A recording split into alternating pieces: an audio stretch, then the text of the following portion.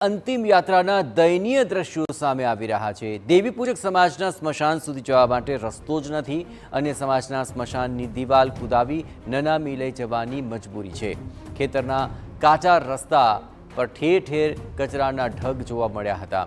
કચરાના કારણે ખેતરનો કાચો રસ્તો પણ બ્લોક થઈ ગયો।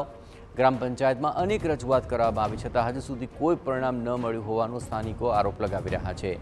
વહીવટીતંત્રની કામગીરી સામે હવે મોટા સવાલ ઊભા થયા છે।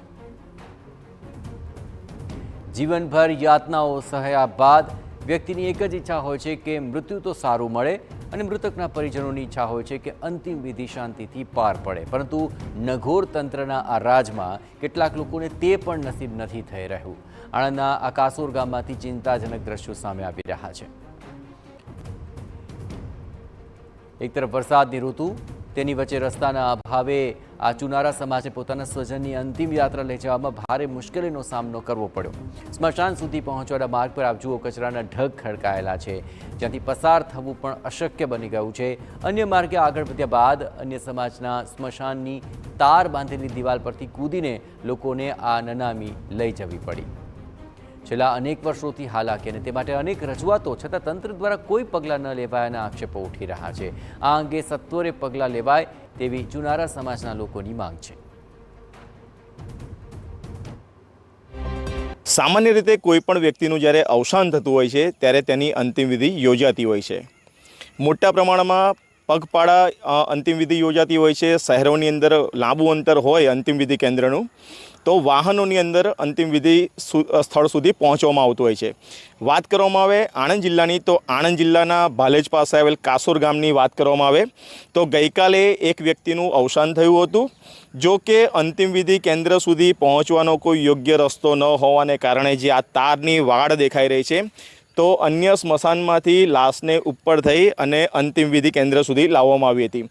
દ્રશ્યો બતાવવાનો પ્રયાસ કરીશ કે ચુનારા સમાજનું જે સ્મશાન છે ત્યાં જવાનો કોઈ યોગ્ય માર્ગ નથી। જે માર્ગ છે તેની ઉપર પાણી ફરી વળેલા છે। બીજી તરફ પંચાયત દ્વારા જે કચરો છે તેનો આ રસ્તા પર નિકાલ કરવામાં આવી રહ્યો છે, જેના કારણે મૃતક વ્યક્તિની અંતિમ વિધિ કઈ રીતે કરવી તે સૌથી મોટો પ્રશ્ન છે। ગઈકાલે શું ઘટના બનેલી? હા સાહેબ, અમારે એક ભાઈ એક્સપાયર થઈ ગયા હતા।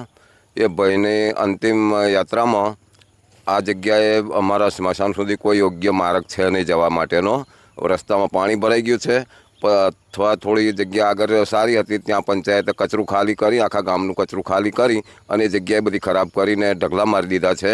એટલે અમારે કાલે ભાઈને અહીંયા સ્મશાન સુધી પહોંચાડવા માટે આ તારની વાડ કુદાડી અને અમારે ડાઘુઓ સાથે લઈને સ્મશાન સુધી પહોંચ્યા હતા। અચ્છા, આ કચરો કોના દ્વારા નાખવામાં આવે છે? કચરો પંચાયત દ્વારા નાખવામાં આવે છે, સરપંચ દ્વારા। એ લોકો શું કહે છે? એ લોકોને અમે મૌખિક રજૂઆત કરી હતી તો એ લોકો એવું કહે છે કે આ જગ્યા ફાળવેલી છે, અમે તમારું કશું ચાલશે નહીં એમ। કચરો નાખવા? હા, કચરો માટે નાખવા માટે આ જગ્યા ફાળવેલી છે એટલે તમારું કશું ચાલશે નહીં એમ।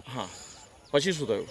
પછી અમે આનો આ ચાલે કે નાખવા દો, અમને શું કહીએ એમ। પછી અમે તમારા જેવા સાહેબે કયા હતા એમને અમે મૌખિક રજૂઆત કરી। ગઈકાલે જે લાશ હતી કઈ રીતે લાવેલા અહીંયા? ગઈકાલે લાશ અમે 4-5 જણા હતા, બાકી બીજા તો બહાર ઉભા રહેલા, કારણ કે અંદર આવા એવો રસ્તો નહોતો એટલે અમે 4-5 જણા થઈ અને લાશને કુદાડી આ તારની ફેન્સિંગ દેખાઈ રહી છે કુદાડીને અમે લાયા હતા।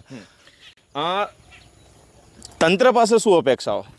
તંત્ર પાસે સાહેબ હું એટલું કહેવા માગું છું કે ચુનારા સમાજને ગમે તે રીતે થાય કચરો દૂર કરે, એમને પ્રાઇવેટ રસ્તો આપી દે, મારી એટલી રજૂઆત છે। કલેક્ટર સાહેબને કહો। આ સ્મશાન ભૂમિ કેટલા વર્ષ જૂનું છે? આ તો લગભગ અમારા દાદાના દાદા થઈ ગયા છે તો કંઈક વર્ષો થઈ ગયા છે। આ જગ્યાએ 200-250 વર્ષ થઈ ગયા છે। અને કચરો કેટલા સમયથી નાખે છે? આ કચરો તો હમણાં આ પંચાયત બદલાય તો 2 વર્ષથી ચાલુ કરી દીધું છે નાખવા માટેનું। અને આ બીજી બધી બહુ જગ્યા છે। અમે કહ્યું સાહેબોને, પંચાયત વાળાઓને કે ભાઈ તો તમને પૂરીને હરખું કરી આલીશું, આ કરીશું તે કરીશું, પણ કોઈ કશું કોઈ કાર્યવાહી કરતા છે નહીં।